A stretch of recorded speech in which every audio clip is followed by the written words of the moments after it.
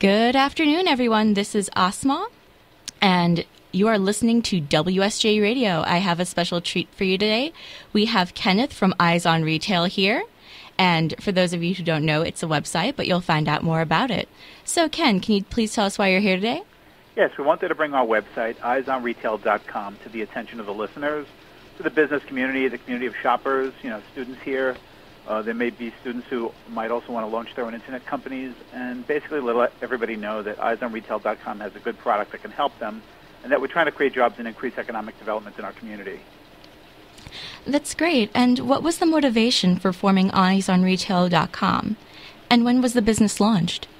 Eyesonretail.com has kind of created a new marketplace where small local businesses can show off their markdowns and distressed merchandise that thousands of viewers will see who would never normally see them, giving the merchants a lot of exposure. We realized that there was no way for small local businesses to quickly interact with their local community on the internet. The business was conceived in 2006. We incorporated in 2008 and went live in 2010 with our first website.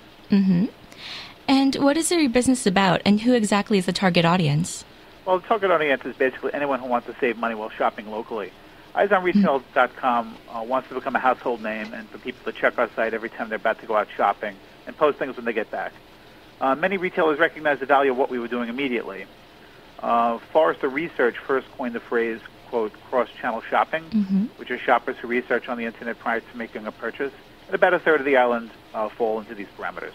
And according to a 2010 Pew Research report, nearly 60% of adults, and on a typical day, 1 out of every 5 adults search for product information online. So we know there's a big market here. Mm-hmm. Well, what can you tell us about Staten Island's community shoppers? What we found is that it's kind of an interesting mix. It's a large urban area, a suburb of a major American city, large enough for its own cable news network, and it does have attractive demographics. But on the other hand, though, it's basically too small for having had any serious independent market research studies done about it. So we have to look at things like taxation tables and census data to get the best facts about it. Although I have recently encountered the Staten Island Economic Development Corporation, who sent me some information which was summarized and corroborated pretty nicely, although things that we knew already. We know that it does have attractive demographics. A large number of cross-channel shoppers live here. That's people who research products prior to purchasing them. There are nearly 500,000 people living here, more than 2 computers for every home. Wow. We also know that there are about 200,000 local computer users here. And since 70% of the homes were built prior to the 1980s, we know there's a large number of homeowners here. And depending on where you research it, between a third and a half the population fall into upper income brackets, which are also the most deal-prone segments and cross-channel shoppers. But most of all, they just, like the rest of us, they just want to save money and get a bargain. Who doesn't? But what can you tell us about Staten Island's small and medium-sized business community? Well, the statistics overwhelmingly spell out that small businesses here are at a serious disadvantage from an advertising or an internet standpoint. A recent survey by Pelor Media Metrics described that about 80% of small businesses spend under $100 a month on advertising, not a lot. And as recently as 2005 to 2006, almost 90% of small businesses in the U.S. hadn't even used the web yet to sell their products or services. A 2007 Jupiter survey found that just 36% of small businesses with less than 100 people even had a web presence. Wow, can't believe that. But why will Staten Islanders and Staten Island's small businesses want to go to eyesonretail.com? Well, I like to cite the ceiling fan story. We had done a presentation before a college panel, and this woman said, that's a really, really good idea. She says, one time I went to Home Depot, she said, and they had ceiling fans on sale. She said it was stacked up. They were really, really deeply discounted. So she says, I ran home, took measurements, and when I came back to the store, they were all gone. But if I were forewarned and forearmed with this information up front, like what your service is offering, that would have really been helpful. I could have called up in advance. I could have had them hold one aside for me. I would have known what I could have called in the measurements right away.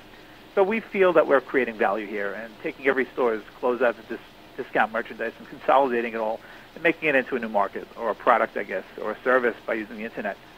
Actually, many retailers recognize the value of what we are offering immediately. We know many businesses here are already ecstatic about having a market to sell off their clearance merchandise that thousands of viewers will see. And at Eyes on Retail, we say desperate times call for desperate measures, and this website just goes to show that there are still ways to shop and save money online. And we have to say these bargains are at least authentic. They're not some made-up, contrived, 20% off department store overpriced merchandise. What kind of responses have you received so far from the merchant community? It's interesting. Some people say, they would come in there with our camera here, take as many photos as you like. Please take more photos. and other people clam up and don't trust what we're doing and have chased me away with a shotgun. Dangerous Another job. fellow felt that we could act as a conduit to link from his site to offload merchandise like an eBay site. And another merchant told me a story that he said he had purchased the whole page in the Yellow Pages print directory and got only a single phone call the whole year, which was a disaster. And another merchant, who was a blue-chip merchant, told me that he felt that no high-end merchant would even want to be here. So it's kind of like the Internet itself. It's just a riot of conflicting and competing opinions and points of view, you know? Yeah, especially with everything you've said.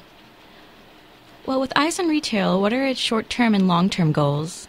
Well, short-term, get watched, get noticed. You know, long-term, Facebook. I don't know.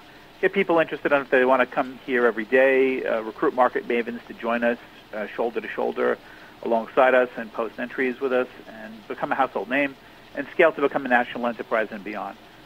And actually, in the words of Obama, we want to be an engine of job creation and high-tech economic growth right here on Staten Island. That's great. Well, where can our loyal listeners find out more about Eyes on Retail? You can follow eyesonretail.com on Facebook and on Twitter. Well, since you're already doing this, what would you advise aspiring entrepreneurs to do? Well, definitely, for one thing, don't be afraid to take chances. In the words of Brian Chesky, he says, do not pay too much attention to rules set by other people. Entrepreneurs are inventors. They are successful when they make something work for the first time. Sometimes in order to make something work, you will drive over the guardrails of one of these rules. Entrepreneurs sometimes just make new rules. So follow your dreams and don't give up, and be undeterred. If I can do it, you can do it too. Thank you for the advice, Ken. All right, everyone, this is Ken from Eyes on Retail. Remember, you can check up eyesonretail.com, and you can also look them up on Facebook and Twitter, correct? Yes, thank you so much, Asma. All right, you're welcome, Ken. You have a wonderful day. You too. Thanks, bye. All right, bye.